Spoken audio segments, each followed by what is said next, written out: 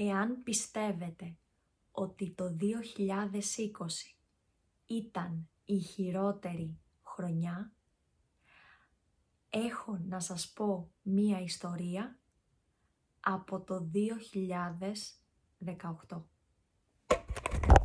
Γεια σε όλους και καλώς ήλθατε και πάλι στο κανάλι μου. Εγώ είμαι η Γιούλη και σήμερα θα μιλήσουμε για το πιο άτυχο τριήμερο της ζωής μου. Σε όλο το βίντεο θα μιλάω πολύ αργά ελληνικά. Αν όμως πάλι σας φαίνεται ότι μιλάω γρήγορα, μπορείτε να αλλάξετε την ταχύτητα από τις ρυθμίσεις και να ενεργοποιήσετε ελληνικούς ή αγγλικούς υπότιτλους. Ήταν Σεπτέμβριος του 2018 όταν η μαμά μου είπε ότι μία πολύ καλή μας φίλη παντρεύεται. Είχα πάρα πολλά χρόνια να πάω σε έναν γάμο, οπότε σκέφτηκα ότι είναι μία πολύ καλή ευκαιρία για να δω όλους τους φίλους και τους συγγενείς μου. Έτσι έκλεισα τα εισιτήρια για Ελλάδα και ξεκίνησα να ψάχνω για ένα ωραίο φόρεμα. Το πρώτο σημάδι ότι αυτό το τριήμερο δεν θα πάει καλά ήταν το φόρεμα. Έψαχνα πάρα πολύ καιρό για το κατάλληλο φόρεμα. Όσα φορέματα μου άρεσαν, είτε ήταν μικρά, είτε ήταν πολύ μεγάλα ή είχαν εξαντληθεί εντελώς. Μετά από πολλές εβδομάδες και με τη βοήθεια μίας φίλης μου, κατάφερα να βρω το τέλειο φόρεμα. Ήμουν πολύ χαρούμενη γιατί αυτή ήταν μία ευκαιρία να δω τους γονείς μου αλλά και τους συγγενείς μου.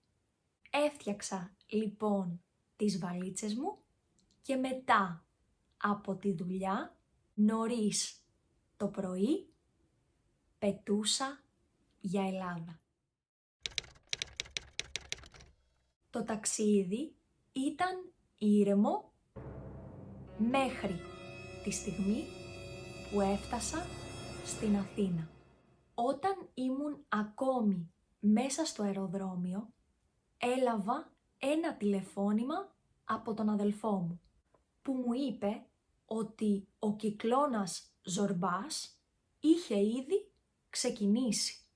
Ο κυκλώνας είναι ένα επικίνδυνο φυσικό φαινόμενο, το οποίο όμως συμβαίνει πάρα πολύ σπάνια στην Ελλάδα.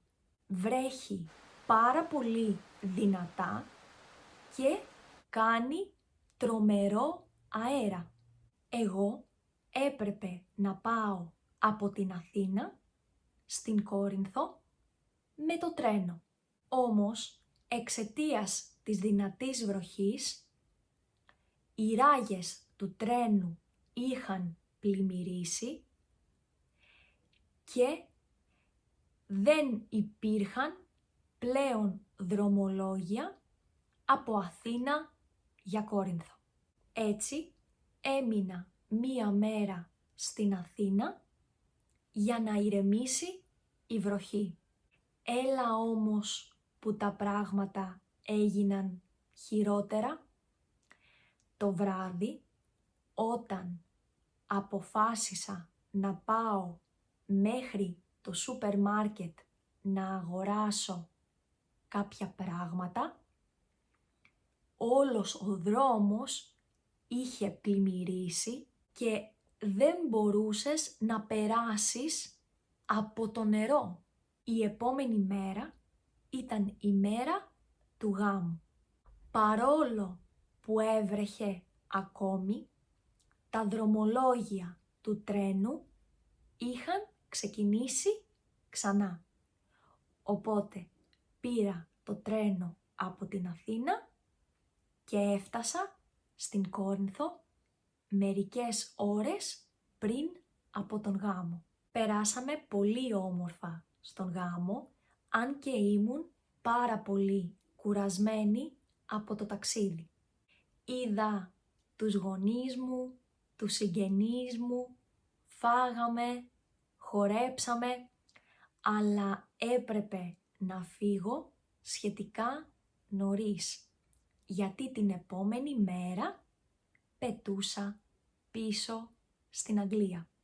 Νόμιζα ότι όλες οι ατυχίες είχαν τελειώσει και σκεφτόμουν μόνο τον υπέροχο χρόνο που είχα περάσει με τους δικούς μου. Όμως αυτή ήταν μόνο η αρχή.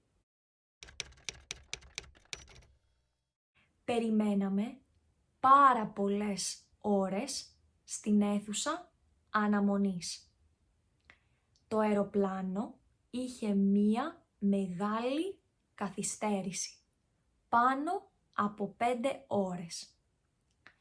Τελικά, μόλις έφτασε και επιβιβαστήκαμε, περιμέναμε μέσα στο αεροπλάνο μία ακόμη ώρα για να μας πούν ότι τελικά η πτήση ακυρώνεται και πρέπει όλοι να φύγουμε από το αεροπλάνο και να γυρίσουμε στα σπίτια μας.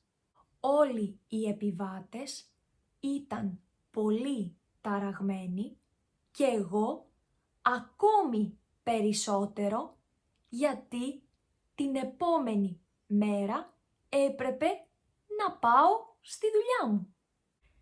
Για να μας ηρεμήσουν, μας έδωσαν κάποια βάουτσερ για το εστιατόριο. Όμως το εστιατόριο ήταν κλειστό αυτή την ώρα. Επίσης μας είπαν ότι η πτήση θα γίνει αύριο νωρίς το πρωί και ότι θα έπρεπε να είμαστε στο αεροδρόμιο γύρω στις 5 το πρωί. Έτσι γύρισα πίσω στο σπίτι, έφαγα, κοιμήθηκα και ξύπνησα στις 3 το πρωί για να προλάβω να είμαι στο αεροδρόμιο στην ώρα μου.